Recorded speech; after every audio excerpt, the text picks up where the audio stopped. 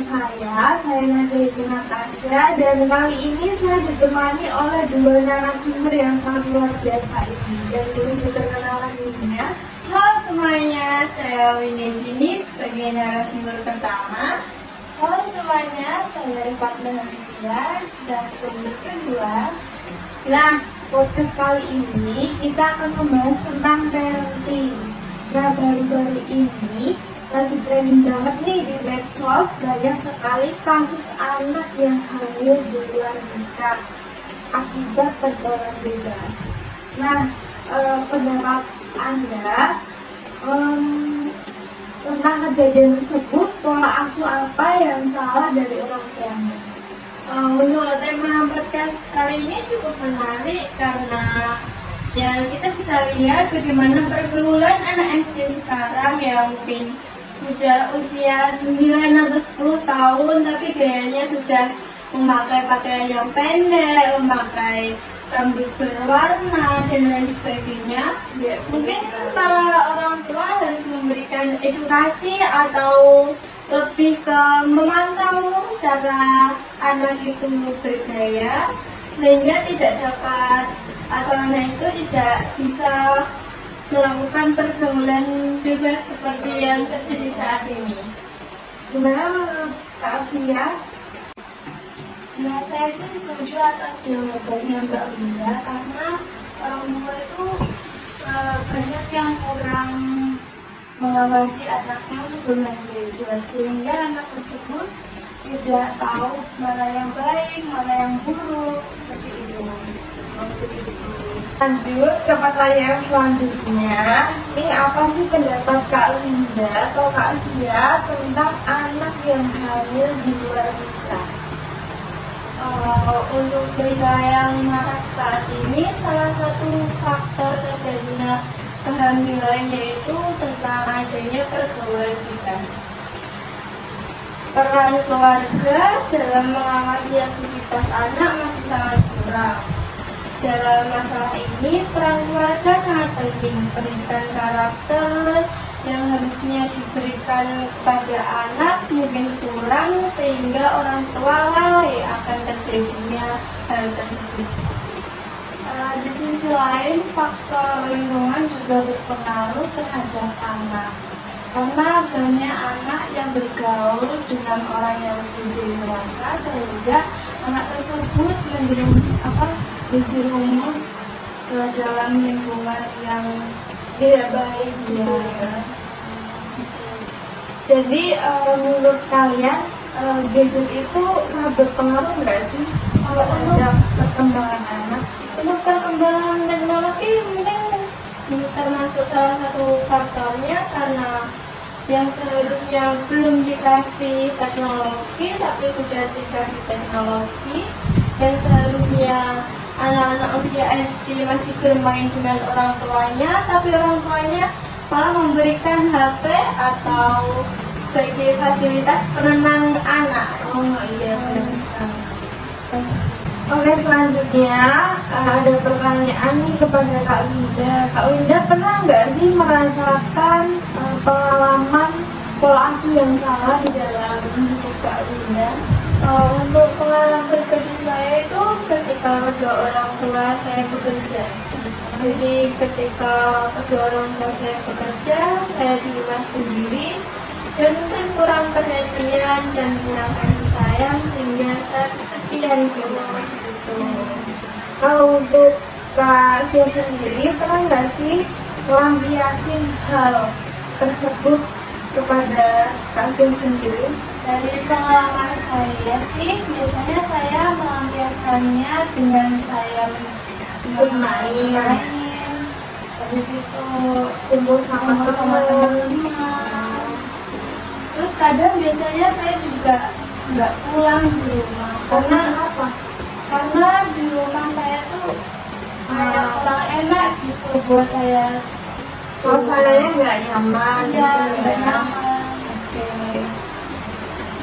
Jadi ini selanjutnya harapan apa dan keinginan apa untuk kedepannya untuk anak-anak yang di luar sana yang agar mendapatkan pola asuh yang baik. Untuk yang pertama itu soal cinta dan kasih sayang untuk Orang tua ke iya, anak. iya. Sekarang pergaulan bebas itu dilakukan anak karena seorang anak mau kekurangan cinta dan kasih sayang yang diberikan kepada Orang tua. Iya. Khususnya perhatian itu sangat penting sekali ya. dan lingkungan yang aman dan lingkungan keluarga mungkin termasuk salah satu faktornya. Kalau untuk Kavia, harapan apa sih ke depannya untuk anak-anak yang agar mendapatkan pola asuh yang baik itu seperti apa? Buat orang tua yang di luar sana, perhatikan anak-anaknya ya, karena anak-anak itu biasanya ingin sekali diperhatikan, dibimbing dan butuh kasih sayang. Ya, dan pesan terakhir saya, anak tuh biasanya tidak suka dikekang karena menjadi beban pikiran buat anaknya ketika mau berinteraksi Itu. Oke, ini harapan dari apa ya? Keinginan yang sangat luar biasa sekali dari narasumber kita. Oke, tidak terasa kita sudah berada di ujung acara. Jadi kesimpulan podcast kita hari ini tentang parenting yaitu peran utama orang tua dalam mengasuh anak agar tidak terjerat dalam pergaulan bebas adalah memberikan anak pendidikan dan pelatihan yang memungkinkannya untuk memahami dan menghargai nilai-nilai demokrasi, hak asasi manusia dasar. Ini termasuk mengajarkan anaknya tentang kebebasan berbicara, berkumpul dan beragama, serta melindungi hak asasi manusia dasar seperti hak atas privasi dan perlindungan dari penyiksaan dan penahanan yang tidak wajar. Jadi orang tua juga harus menunjukkan kepada anaknya bagaimana cara menghargai dan menghormati pendapat dan keyakinan bahwa jika mereka berbeda dengan mereka sendiri. Selain itu, orang tua juga harus menunjukkan kepada anak bagaimana cara berpartisipasi secara aktif dalam masyarakat, seperti menghadiri pertemuan komunitas, menghadiri acara lokal, dan berpartisipasi dalam kegiatan amal. Dengan memberikan anak pendidikan dan pelatihan yang memungkinkannya untuk memahami dan menghargai nilai-nilai demokrasi dan hak asasi manusia dasar, orang tua dapat membantu anak mereka untuk tumbuh menjadi warga yang bertanggung jawab dan berpartisipasi dalam masyarakat. Nah, itu tadi kesimpulan dari podcast kita hari ini. Terima kasih untuk para narasumber yang sangat luar biasa ini yang sudah meluangkan waktunya telah datang di acara podcast hari ini. Dan kita akan berjumpa lagi di podcast selanjutnya. Assalamualaikum warahmatullahi wabarakatuh. See you. Oke, kembali lagi ke sesi yang kedua ini dan saya ditemani oleh kedua narasumber terbaru saya. Diperkenalan dulu. Halo, perkenalkan saya Alif Tia Kumala Dewi sebagai narasumber ketiga. Hai, perkenalkan nama saya Panesti Putri Sasmita sebagai narasumber keempat. Nah, di sini kita akan melanjutkan pembahasan tentang parenting.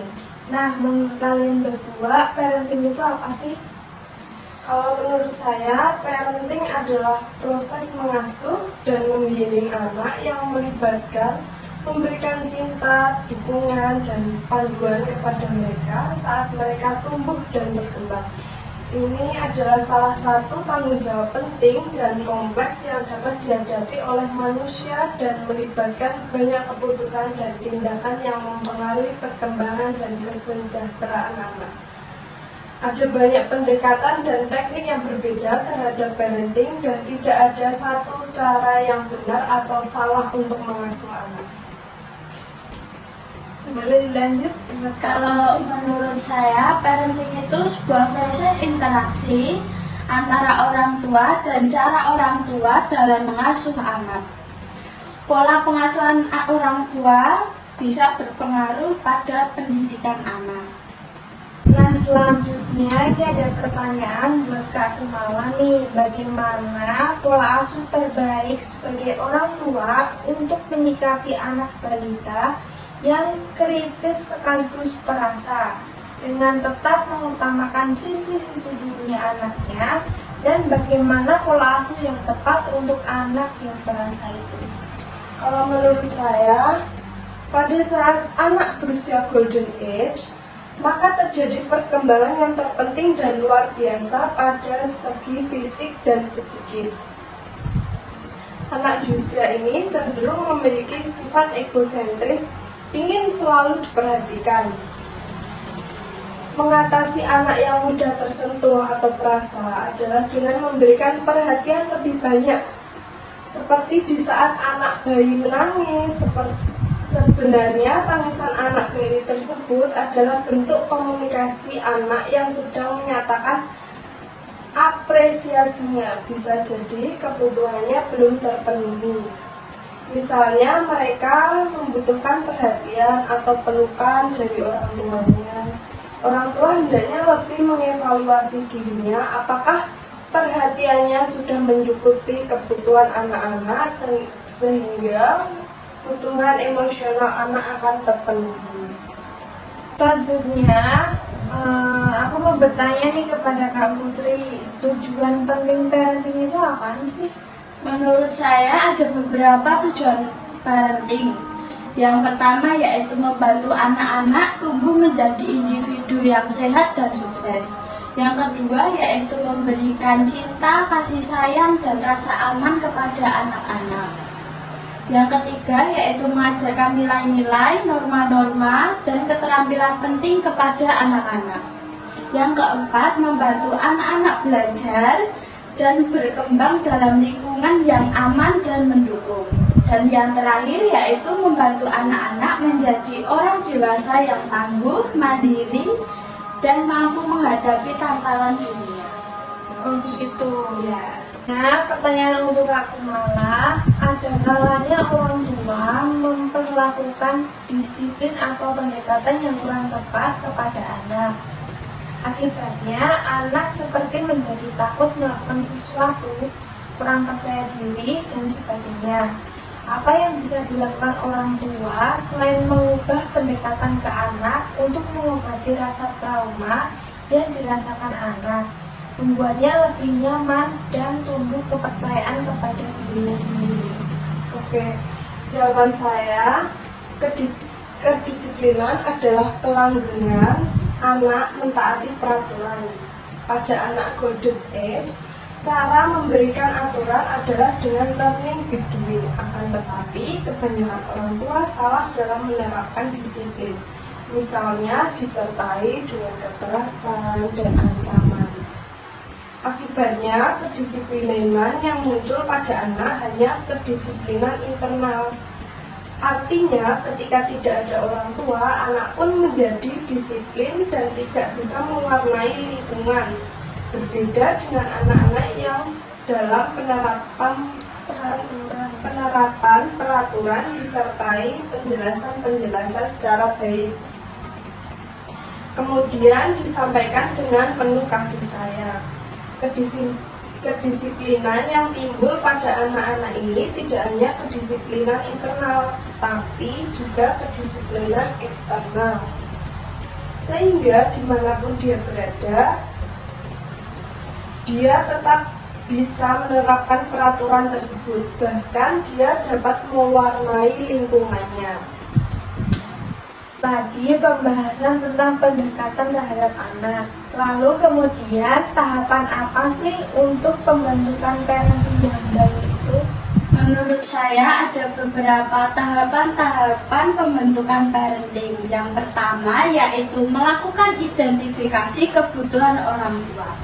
Karena setiap orang itu mempunyai atau memiliki kebutuhan dan keinginan yang berbeda-beda terhadap anak-anaknya.